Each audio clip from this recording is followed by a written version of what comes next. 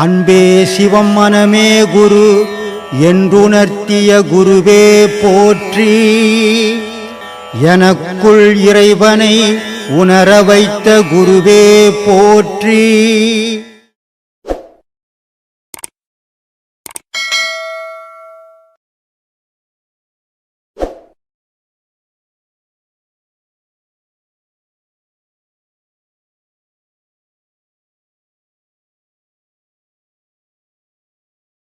ஆத்மா வணக்கம் ஐயா. நான் திருநெல்வேலி மாவட்டத்திலேருந்து வரேன். நம்ம மனிதர்கள் இறைவன்கிட்ட எதை நினச்சி நம்ம வேண்டிக்கிட்டு வாழணும், எதை நினச்சி நம்ம வேண்டணும், அதாவது நமக்கு என்ன தேவைங்கிறத மட்டும் வேண்டிக்கிட்டு வாழணும். திருநெல்வேலி மாவட்டம் என் பேரில் எழுதிடணும்னு வேண்டிக்கணும். ஆமாப்பா, அதுதானே நம்ம வேண்டிக்கிட்டு இருக்கிறோம். நம்ம என்ன சொல்லிடுறோம், நிறைய சொத்து ஓணும், நிறைய சொகம் ஓணும், நிறைய சொந்தம் ஓணும், இதானே வேண்டுதல் ஆகுது. இல்லை இல்லை இல்லை, நான் அதை நினைச்சு கேட்கல. உண்மையான வேண்டுதல் அது இல்லை. அதான் நான் கேட்குறேன். உண்மையான வேண்டுதல், இறைவா நான் எதுக்கு இந்த உலகத்தில் பிறந்தேன், இறைவா நான் எப்போ உன்னை அடைவேன், இதுதான் வேண்டுதல். அதுதான் நான் அதை விட்டுப்பட்டு திருநெல்வேலி மாவட்டமாக இருக்கட்டும், எந்த மாவட்டமாக இருந்தாலும் உலகம் ஒன்று தான். இது மாவட்டம் மனுஷன் பிரிச்சுக்கிட்டு தான், கடவுள் பிரிக்கல. அதனால் வேண்டுதலை, இறைவா நான் ஒன்று அடையணும், அதுக்கு எனக்கு தூய்மையான மனசு வேணும், என்னுடைய செயல் தூய்மையான செயலாக இருக்கணும் அப்படின்னு வேண்டி சுவாமியுடைய ஆசீர்வாதம் வாங்கிறதுக்காக இவ்வளோ தொலை வந்திருக்கேன். ஒரு வருஷமாக நான் இந்த யூடியூப்பில் பார்த்துருக்கேன். என்னால் வர முடியல. இன்றைக்கி வரத்துக்கு கூட 4 பேர் உதவியால் தான் நான் இங்கே வந்திருக்கேன். அதனால் எனக்கு எதுவும் பேச தெரியாது. எனக்கு வெறும் ஆசீர்வாதம் வேணும். எல்லாம் உம்முடைய அருள் சாமி. பேச தெரிஞ்சாலும் பேச தெரியலனாலும் இறைவனுடைய அருளும் என்னுடைய ஆசீர்வாதம் இந்த ஆசிரமத்தில் அத்தனை பேருக்கும் நிறைய உண்டு. எந்த மாற்றமும் இல்லை. பேசணும்னு அவசியம் இல்லை, பேசிதான் தெரிஞ்சுக்கணும்னு அவசியம் கிடையாது. ஒரு சிலரை முகம் பார்க்கும்போது தெரிஞ்சிடும் இவங்க மனசுக்குள்ள இந்த கேள்வி இருக்குதுன்னுட்டு. சில பேரை முகம் பார்க்கும்போது இந்த பதில் இருக்குதுன்னு தெரிஞ்சிடும். அவ்வளோ தெரிஞ்சிக்காம இல்லை, தெரிஞ்சுக்கிறோம். கண்டிப்பாக இறைவனுடைய அருளும் என்னுடைய ஆசீர்வாதமும் உங்களுக்கு நிச்சயம் உண்டு. அல்ல நான் இருப்பேனா வரணும்னு இப்போ மருந்து குடிக்கிற ஸ்டேஜெல்லாம் கூட போய் வந்துட்டேன். லாஸ்ட்டில் நீங்கள் தான், ஏன்னா பெற்ற தாய் தகப்பனும் அப்பா இல்லை, அம்மா தான் இருக்காங்க. அம்மாவும் புள்ளன்ற பாசம் இல்லாத நடந்து இது பண்ணுறாங்க. அதனால் அம்மாவையும் வெறுத்துட்டேன். அக்கா தங்கச்சிங்களும் அந்த மாதிரி பண்ணுது, அவங்களையும் விட்டுட்டேன். லாஸ்ட்டில் சரி கட்டின மனைவி பிள்ளைங்க இவங்களால இருக்கணும்னா இவங்களும் நம்மளுக்கு நம்ம பேச்சுக்கு துரோகம் பண்ணுற மாதிரி நடந்துக்கிறாங்க. வேறு வழியே இல்லைன்னு சொல்லிட்டு ஐயாவுக்கு நான் தான் வந்திருக்கேன். இன்னும் வாழறதா சாவறதானே தெரியாமல் கண்டிஷனில் தான் வந்திருக்கிறேன். உங்கள் அம்மா உங்க கூட பிறந்தாங்களா? இல்லை ஐயா. உன் தங்கச்சி உங்க கூட பிறந்ததா? தங்கச்சி தான் கூட உங்க கூட பிறந்தது. ஒன்றா பிறந்தீங்க? ஒரே நல்லா ஒரு வயத்தில் பிறந்தேன். ஒரு வயத்தில் 1000 பிறக்குதுப்பா. பண்ணி கூட 10 வாட்டி குட்டி போடுது. அது பெரிய விஷயமா? என் தங்கச்சி என் உடன் பிறப்புன்ற உன் கூடவா பிறந்தது? உன் கூட பிறந்தா அது உன்ன மாதிரில இருக்கும். அதனால் உன் கூடலாம் பிறக்காது. நீ யாரை நம்பி இந்த பூமியில் பிறக்கலை. உங்கள் அம்மா காப்பாற்றலை, உங்கள் அப்பா காப்பாற்றலை. இதெல்லாம் நம்ம கையால் ஆகாதத்தானோ. நீ என்னமா 5 இவ்வளோ எங்கள் அம்மா அப்பா நினைக்கல, எங்கள் அப்பா நினைக்கல. 5 வயசு எடுத்துன்னு போய் 4 மாட்டை காட்டிட்டு பாரு தான் என் 3 குழப்புன்னு விட்டாங்க. அப்போ நான் யாரை போய் குறை சொல்கிறது? யாரைப்பா குறை சொல்கிறது? ஆனால் 5 வயசில் அந்த 4 மாடை காப்பாற்றி அதுங்களுக்கு தொண்டு செய்து அதுங்களுக்கு ஒழிச்சு அதில் போடுற சாப்பாட்டை சாப்பிட்டு வளர்ந்து இன்றைக்கி இவ்வளோ பெரிய ஆசிரமம் உலகம் ஃபுல்லாக இருக்குது. சாதிக்கணுன்ற எண்ணம் மனசில் இருக்கணுமே தவிர அக்கா செய்யலை, தங்கச்சி செய்யலை, அண்ணன் செய்யலை, தம்பி செய்யலை குறை சொல்லிக்கின்னு தெரியக்கூடாது. குறை சொல்ல ஆரம்பிச்சுட்டு நான் உலகம் ஃபுல்லாக குறை சொல்லிட்டு வேண்டிய. அதனால் அடுத்தவங்களை குறை சொல்கிறது நிறுத்திக்கோ. எல்லாருக்குமே சொல்கிறேன் நான், இன்னொருத்தரை குறை சொல்கிறத நிறுத்திங்கோ. தன்னுடைய தவறுகளை திருத்திங்கோ. நம்ம என்ன செய்கிறோம், நம்ம என்ன செய்யணும், என்ன செய்ய வந்தோம், அதை யோசிங்க. அக்கா சரியில்லை, அப்பா சரியில்லை, அம்மா சரியில்லை, அவங்கவுங்க நிலைமைக்கு அவங்கவுங்க. நீ உன் நிலைமைக்கு இப்போ நீ சொல்லிட்ட. இப்போ உங்கள் அம்மாவை கூப்பிட்டு கேட்டால் உன் மேலே இவ்வளோ சொல்லுவாங்க. அப்போ அதை யாருக்கிட்ட போய் கேட்குறது? அதனால் அப்படிலாம் குறை சொல்கிறது யாரையுமே குறை சொல்லி வாழாதீங்க. நீங்கள் உங்களுடைய செயல், நான் செய்கிறேன், நான் சரியாக செய்தேன்னு போவேன், அப்படி போகும். அதுதான் உங்களுக்கு நல்லது. என்னோட அனுபவத்தை நான் ஃபஸ்ட்டு சொல்லிடுறேன். அப்புறமா நான் வந்து கேள்விக்கு வரேன். அனுபவம் என்னென்னா, இப்போது முதல் 2 உபதேசம் நான் வாங்கி பண்ணும்போது அகங்காரம் இருந்தது, துளியாக ஆணவம் இருந்தது, எல்லாமே இருந்தது, கோபம் எல்லாமே இருந்தது. இந்த அக்குன்னு சொல்லிட்டு 3வது உபதேசம் வாங்கி போன மாதம் தான் நான் வாங்கினேன். அது நான் 1 நிமிஷம் தான் ஐயா பண்ணுறேன். அது பண்ணும்போது என்ன ஆகுதுன்னா, எல்லாமே அப்படியே அடங்குது. கோபம், இந்த அகங்காரம் எதுவுமே இல்லை, அமைதி. அப்புறம் ஒரு எதனா ஒன்று இது பாடத்தை செஞ்சுட்டே போக போக எந்த பிரச்சனையும் நம்மளை தாக்கவே இல்லை. இதுக்கு இந்த 2 உபதேசம் நான் பண்ணும்போது அழுவேன், கண்ணில் தண்ணி ஒரு யாராச்சும் திட்டினாங்கன்னா, இப்போ இது பண்ணும்போது நான் அப்படியே ஒரு மரம் எப்படி இருக்கு அந்த மாதிரி நான் நிற்கிறேன். அவங்க கண்ணை ஸ்ட்ரைட்டாக பார்க்க முடியுது, அவங்க கண்ணு தடுமாறுது. என்னை பார்க்கும்போது, நான் அவங்கள பார்க்கும்போது அவங்க கண்ணு தடுமாறுது. ஐயா அது நான் கிடையாது, என் கண்ணிலேருந்து நீங்கள் பார்க்குறீங்க அப்படின்னு சொல்லிட்டு. அப்புறம் வந்து ரோடு வந்து கிராஸ் பண்ணும்போது நான் ஆல்ரெடி சொல்லியிருக்கிறேன், ரொம்ப தடுமாற்றம் இருக்கும். நினச்சி நின்னா அப்படியே விலகி நிற்கும். ஐயா இது உண்மை. இது நீங்கள் உபதேசத்தை வந்து இந்த இடம் வந்து சாதாரணமாக யாருமே நினைக்காதீங்க தயவு செஞ்சு. ஏன்னா நான்ன்றதை வந்து நான் உணர்ந்தேன். அந்த நான் இப்போ நான் வந்து இவ்வளோ கடவுளுக்கு முன்னாடி உட்காந்து பேசுகிறேன், அது நான் கிடையாது. ஏன்னா நான்ன்றது வேற, அது நான் புரிஞ்சுக்கிட்டேன். அப்போது அன்னைக்கு உட்காந்து நான் அழுந்துட்டேன். அந்த நான்ன்றது வந்து எப்படி இது இவ்வளோ நாள் நம்ம தானே நான் பேசுகிறேன்னு தானே நினச்சிருந்தேன். நான்ன்றது வந்து வேற இருக்கே. அப்போது இவ்வளோ நாள் நம்ம இவ்வளோ அகங்காரமாக இருந்திருக்குமேன்னு சொல்லிட்டு கடவுள்கிட்ட நான் ரொம்ப மன்னிப்பு கேட்டேன். நான் யார்கிட்டெல்லாம் நான் தவறாக பேசினனும், யார் மனசெல்லாம் நோக வச்சனும், அவங்களுக்கு எல்லாருக்கும் அந்த நான்ன்றதுக்கிட்ட நான் மன்னிப்பு கேட்டேன். மன்னிப்பு என்னோட உருவம் கேட்டுச்சு அவங்ககிட்ட. அந்த மாதிரி தயவு செஞ்சு இந்த இடத்த வந்து யாரும் சாதாரணமாக எடை போடாதீங்க. ஒரு போன மாதத்துக்கு முன்னாடி ஒரு சிற்பி வந்து இங்கே பேசினார், ஒரு திருப்பத்தூர் சைடுன்னு நினைக்கிறேன். நான் கோபுரத்துக்கு வேண்டிய இதெல்லாம் நான் அடித்தளம் நான் போட்டு தரேன்னு சொன்னார். அவர் ஒரு வார்த்தை சொன்னார், எனக்கு இந்த இடம் வந்து ஒரு தேவலோகம் மாதிரி தோணுது அப்படின்னு சொன்னார். 2-3 மாதத்துக்கு முன்னாடி அவர் பேசினார். அப்போ நான் நினச்சேன், என்ன இவர் இப்படி பேசுகிறாரு, தேவலோகம் மாதிரி தோணுதுன்னு சொல்கிறாரு, வந்துக்கிறவங்கெல்லாம் தேவர்கள் மாதிரி சொல்கிறாரு அப்படின்னு சொல்லிட்டு. அது வந்து இந்த அக்கு உபதேசத்தை நான் செய்யும் போது தான் ஐயா உணர்ந்தேன். ஏன்னா சாதாரணமான இடமே இல்லை இது. டெய்லி நான் அழறேன், ஐயா வந்து நம்ம ஏன் பார்க்கல, நம்ம எது நம்ம கண்ணை மறைச்சிது அப்படின்னு சொல்லிட்டு. ஆனால் அந்த ஏக்கம், அவரை பார்க்க முடியலன்ற ஏக்கம் அவர் காலடியில் கொண்டு போய் தினம் சேர்க்குது.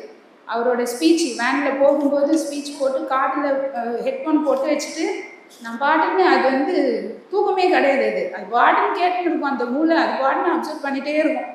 அது எந்த இடத்துல யார் என்ன கொஸ்டின் கேட்டாலும் சிந்திக்காது, அந்த வாய் தன்னால் பதில் சொல்லும். அப்போ தான் நான் உணர்ந்தேன், ஓ இந்த பாடம் வந்து சாதாரணம் கிடையாது, இது வந்து யாருக்கும் கிடைக்காத ஒரு பொக்கிஷம், நம்மெல்லாம் கோடியில் ஒருத்தவங்க அப்படின்றது நான் புரிஞ்சுட்டேன் ஐயா. அப்புறம் இன்னொரு விஷயம் ஐயா, இந்த தமிழ் எழுத்துக்கள் வந்து மெய் எழுத்துக்கள் இருக்குது 18. அப்போது அக்கும் அதில் இருக்குது. அப்போது இந்த தஞ்சை பெரிய கோவில் வந்து 216 அடி உயரம், உயிர்மை எழுத்துக்கள் 216.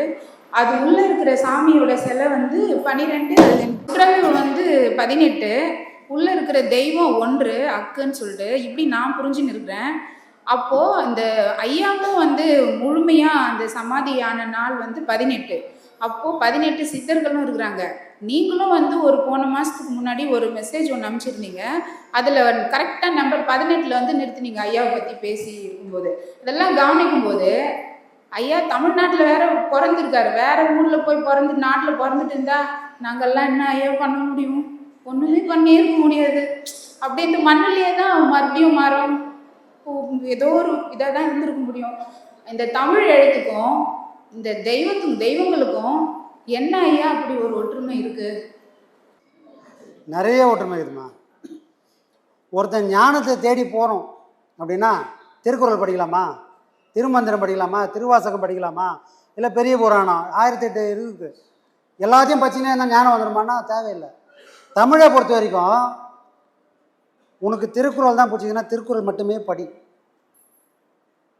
கற்றதனால் ஆய பயன் என்கொள் வாளறிவன் நற்றால் தோழாடினேன்.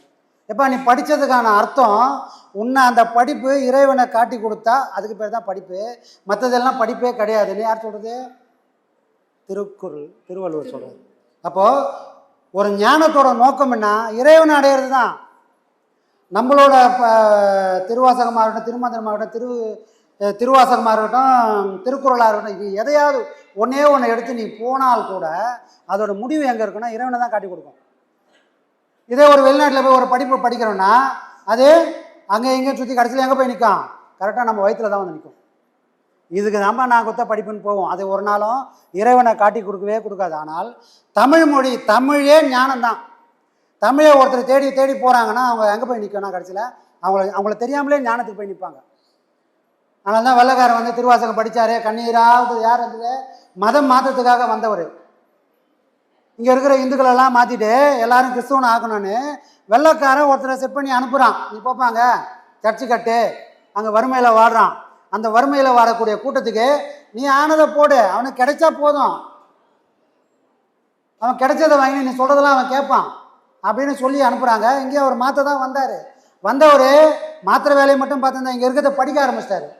ஒரே ஒரு புக்கு தான் படித்தார், எது? திருவாசகம். ஒரே ஒரு புக்கை பச்சுன்னு ஓன்னு அழுகுறாரு. அங்கேருந்து அனுப்புகிறேன், ஏண்டா உன்னை எதுக்கு அமிச்சே, நீ என்ன பண்ணினுக்கிறாரு? கவுண்டிங்கே வரமாட்டேந்த, ஆரம்பத்தில் வந்தது இப்போ இல்லையே அப்படின்றாரு. அவர் சொல்கிறாரு, என்னை நீங்கள் அமிச்சதெல்லாம் கரெக்டு தான், இங்கே நான் வந்து வசமாக சிக்கிட்டேன். திருவாசகம்னு ஒன்று படிச்சிருக்கிறேன், அதை விட்டு என்னால் தாண்டி வெளியே போக முடியல. கடவுள் ஒன்று தெரிஞ்சுக்கணும்னா இந்த ஒன்று படித்தா போதும், நாம் சொல்கிறதுலாம் ஒன்றுமே இல்லைன்னு யார் சொல்கிறது? மதம் பரப்ப வந்த போப்பாண்டவர் சொல்கிறார். யார் சொல்கிறது? ஜி போப் சொல்கிறார்.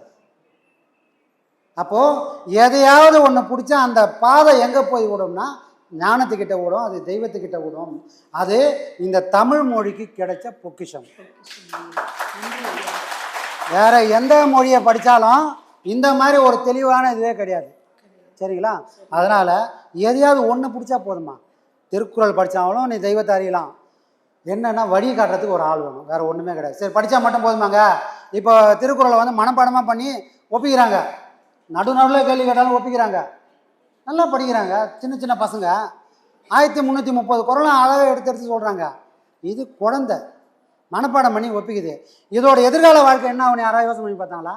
இல்லை இதுக்கு முன்னாடி அப்படி படித்த குழந்தைலாம் இருக்குது, அந்த குழந்தையோட நிலை இப்போ என்னன்னு யாருக்காவது தெரியுமா? நீங்கள் தான் ஐயா அதுக்கு எக்ஸாம்பிள். ஐயா புக்கு கொடுத்து படிக்க வச்சு இங்கே கூட்டினது அது இல்லைம்மா விஷயம். தமிழ் மொழிக்கு மட்டும்தான் உண்டு. தமிழை யார் பிடிச்சானோ அவனை கொண்டு போய் இறைவன்கிட்ட சேர்க்கறது இந்த மொழியோட வேலை. அவ்வளோ பவர்ஃபுல்லான மொழி. அதனால தான் முருகனை அழகன்னாங்க. ஏன் மற்ற தெய்வலான கோணமானில் வருது, எல்லாரும் அழகன்தான். தமிழ் மொழியோட வடிவமே முருகன் தான். என்ன சாமி? சிகாரன்னு ஒன்று வச்சான். யாருக்கு? சிவனுக்கு. 2 பேருக்கு தான் சிகாரம். ஒன்று நமக்கு சீவன் ஒன்றுக்கும் இறைவனுக்கு மட்டும்தான். அவன் சிகாரம், இவன் சிகாரம். அப்படின்னா என்ன அர்த்தம்னா நல்லா சுழிச்சு வச்சுக்கிறான், இழுத்து சொல்லு அப்படின்னு. இழுத்து ஏன் சொன்னான்னா இவன்கிட்ட ஆணவம் இருக்குது. யார்கிட்ட ஆணவம் இருக்குது? சிவனாக மாற்ற விடாமல் ஒரு பொருள் இருக்குது, அதுக்கு பேர் ஆணவம். அதனால் இவனே பெருமையாக நினச்சிக்கிட்டோம். அதனால் இறைவனுக்கு தான் உண்மையிலே சூழ்ச்சி சொல்லியிருக்கணும், பா சீவன் சொல்லியிருக்கணும். ஆனால் அவனை சிவன் சொல்லிவிட்டு இந்த ஒன்றுத்துக்கும் உதவாது ஒன்று சிவன் தான். அப்போ என்ன அர்த்தம்? தன்னைத்தானே மிகப்படுத்தி இவன் அழிவான். மொழி பாருங்க, ஒரு மொழியில் எவ்வளோ பெரிய விஷயத்த அழகாக கொண்டு வைக்கிறான். மனுஷனுக்கு ஆணவம் இருக்குது, இறைவன்கிட்ட அது இல்லை. அதனால அவன் சிவமாக இருக்கிறான். இவனும் அதுக்கு தான் வந்தான். ஆனால் இவனை ஆட்டி படைத்தனால இவன் கொஞ்சம் வளர்ந்துட்டான். அது கடைசி வரைக்கும் அவனை போய் நெருங்கவே முடியல. புரியுதுங்களா? அப்போ இந்த மொழி என்பது இறைவனை காட்டு கொடுக்கக்கூடிய கருவி. அது உலகத்தில் இருக்கிற எந்த மொழிக்கும் அந்த தனிப்பட்ட சிறப்பு இல்லை, இந்த தமிழ் மொழிக்கு அது உண்டு. சரிங்களா? நன்றி ஐயா. அப்புறம் இன்னொன்று ஐயா, இப்போது பழம் இருக்குது. நம்ம ஐயா சொல்லியிருக்காரு, வெத்தலை வந்து காற்று, பாக்கு நீர், வாழைப்பழம் வந்து மண், கற்பூரம் வந்து நெருப்புன்னெல்லாம் சொல்லியிருக்காரு. ஆனால் இந்த வாழைப்பழத்தை நான் ஒரு நாள் என்ன பண்ணேன், அதை உரித்தேன் ஐயா.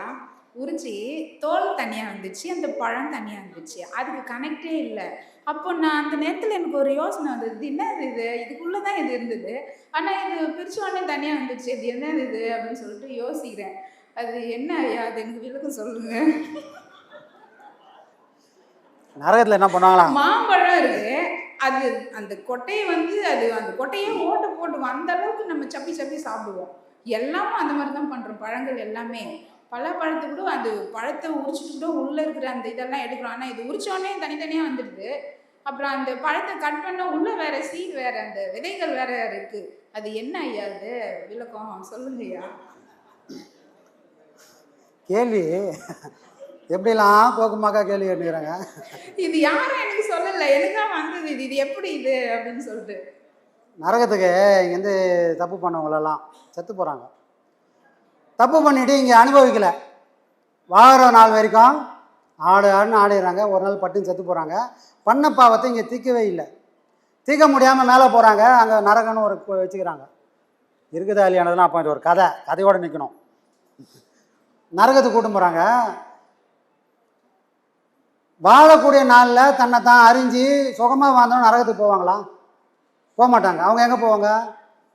சொர்க்கத்துக்கு போவாங்க. அப்போ இங்கே வாழ்ந்தது யார் அப்படின்னா இந்த மாங்கோட்டை மாதிரி இருக்கிறாங்க பாருங்க, அவங்களாம் வாழ்ந்துட்டே இருக்கிறாங்க. எந்த வாழ்ந்துட்டு இருக்கிறாங்க? நானும் இந்த உலகமாக ஒன்று, என்னை யாரும் பிரிக்கவே முடியாது, யாரும் பிரிக்கவும் கூடாதுன்னு எல்லாத்தையோட ஒட்டி அட்டாச்சோடு இருக்கிறாங்க. இந்த பழுத்தவங்க என்ன இருக்கும்? காயாக இருக்கும்போதே வாழைப்பழத்தோலும் அதோட ஒட்டி கிடக்குது, பிரிக்கவே முடியாது. ஆனால் அது பக்குவப்பட்டுதுன்னா தோல் தன்னை அறியாமலே தனித்தனியாக வந்தது. அந்த மாதிரி வாழக்கூடிய அந்த காலத்திலேயே பக்குவப்பட்ட ஆன்மாக்கள் தான் சொர்க்கத்துக்கு போவோம். பக்குவப்படாமல் இருக்குது பாரு, அதெல்லாம் நரகத்தில் போய் இவன் தோலை இவனே உரிச்சிருவான். இவன் தோலை இவனே உரிச்சாகணும், அந்த வேதனையை இவனே அனுபவிக்கணும். ஏன்னா இங்கே அதை பண்ணிட்டான்னா அங்கே போய் அதை பாடு தேவையில்லை. இங்கே பண்ணாதவன்லாம் அங்கே போய் அவன் தோலை உரிப்பான். சரிங்களா? அப்போ பக்குவப்பட்ட ஆன்மாக்கள் தான் இந்த வாழைப்பழம் கதை. அதனால தான் எந்த பழத்தையும் படைக்காமல் இந்த பழத்தை படைக்கிறதுக்கு காரணமே என்னென்னா, டேய் என்னை வாழைக்காய் மாதிரி கொண்டு போய் வைக்காதாங்க, நானும் பழுத்த பழம் மாதிரி வை. அப்போ தான் அதை பார்த்து இந்த பழுத்த பழம் எப்படி தோல் வேறு பழம் வேறு தனித்தனியாக ஆகுதோ, அதே மாதிரி உன் வாழ்க்கையிலேருந்து நீயும் வேற, உன் வாழ்க்கையும் வேறையா தனியாக பிரிச்சுக்கடா அப்படின்னு காட்டுறாங்க. ஆனால் நம்ம தான் எதுவுமே பார்க்க மாட்டோமே. தேங்காய் எப்போ கொடுப்பாங்க, பழம் எப்போ கொடுப்பாங்க, எதுவுமே சாப்பிடலாம்.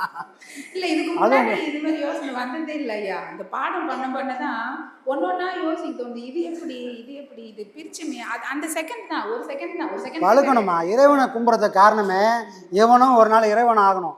இல்லைன்னா அவனை ஏன் கும்பிடணும்? நான் போய் ஒரு எம்எல்ஏ வர ஊந்து கும்புறேன், என்ன காரணம்? அவனும் தானே. எனக்கு அவனால் எந்த காரியம் ஆக வேணாம், நான் ஏன் கூட போகிறவனா? அவன் யாராக இருந்தால் எனக்கு என்ன, நான் போயினே இருப்பேன். அப்போ இறைவனை போய் நான் கும்பிட்றேன்னா எனக்கு ஒரு காரியம் ஆகணும். என்ன காரியம் ஆகணும்? நானும் உன்னை மாதிரி ஒரு நாள் ஆகிறேன்ப்பா, உன்னை தேடி தான் வந்துன்னுக்கிறேன், என் முழு மூச்சு அதில் தான் இருக்கிறேன்னு தெரியப்படுத்துன்னு கும்பிட்றோம். ஆனால் கும்பிட்றவங்க யாரும் அதை யோசிக்கிறதே கிடையாது. அதனால் அந்த பழம் குப்பைக்கு போன மாதிரி இவனும் குப்பைக்கு போயிடுவான். அது இல்லை நோக்கம். பெரியவங்க ஒரு பொருளையும் இறைவன்கிட்ட போய் சமைக்கிட்டாங்கன்னா அது எல்லாத்துக்கும் அடையாளம் நீ தான். ஐயா சொல்ல, தேங்காய் வச்சுட்டு இறைவன்கிட்ட உடைச்சிட்டு ஏன்டா இறைவனை பார்க்க முன்ன பார்க்குதுன்னா நீ ஒரு நாள் ஆகணும் அப்படின்ற மாதிரி.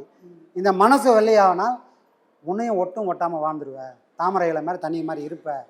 அதனால தான் இறைவனுக்கு படத்தக்கூடிய எல்லாமே தாமரை தான் எடுத்துன்னு வைப்பாங்க. ஏன் வேறு எதனா எடுத்துன்னு வைக்க வேண்டியதானே?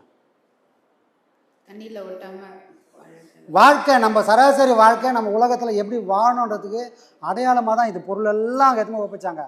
நாம் என்ன பண்ணோம்? அதை பற்றி எந்த அருமையும் தெரியாமல் கடையில் வாங்குகிறோம், எடுத்துன்னு கொடுக்குறோம், உடைக்கிறோம், திரும்பி வீட்டுக்கு எடுத்து சாப்பிட்றோம். அவ்வளோதான். நல்லா இருக்கு சாமி, அப்படி சொல்லிட்டு தேங்காய் தித்திப்பாக இருந்துச்சு சாமி, அவ்வளோதான்.